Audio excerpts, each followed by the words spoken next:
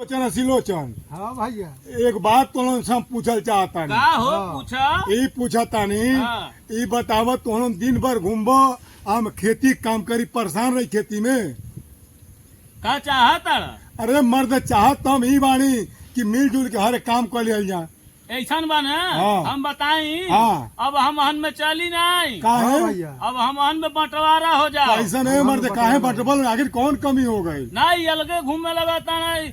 इनका लड़का फैका अलगे घूमता नहीं अलगे घूमता तू नहीं। हूँ तो घूमा तड़े मर्द हाँ। तू कौन करत रहा हाँ काम तो वही से कहता नहीं बांट दो अब अपन अपन कल जाये हमन। अपन पर कर बोलोगे हाँ। मन बोलोगे नहीं नहीं। हाँ भैया नहीं मन बोलोगे नहीं हो। माना नहीं जाई। ए भाई हम आई बात अब जेठ भाई हैं तूने अपने बखरा लगा लो।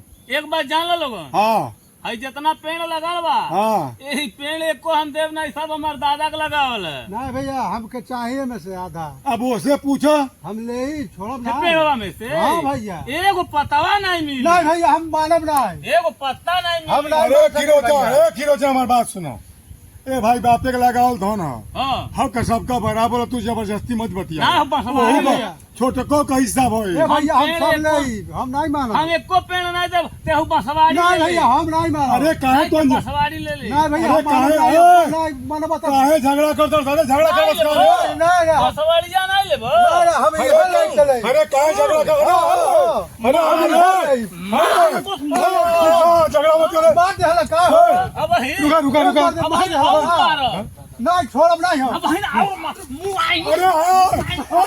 अरे फरकाटा फरकाटा नहीं हटा। अरे अरे अरे रुक एकदम नहीं मानब। रुक रुक रुक अरे हमें एकदम मानना चाहिए। रुक रुक रुक रुक हार उतार दे हम तू हम हार। मानना चाहिए भैया। अब हम लगा मारे। अरे तो अरे साहब तो हमारी क्या बात है। मानना चाहिए एकदम। हम मान नहीं सके नहीं। हम एकदम मानना चाहिए हम। अरे हम एकदम मानना चाहिए भैया। अरे हम क्यों मारो हम लेकिन झगड़ा मत पूरा करो। हमको चाहिए। पेड़ एगो नहीं दे। हम दाढ़क लगावल है। तेहू मान जा। बसवाड़ी ले। रुको रे रुको रे रुको रे रुको रे पेड़ अरे हम- हमारे सब अरे चाहिए। हम फर जाते भैया बसवाड़ी ले। मन- मन-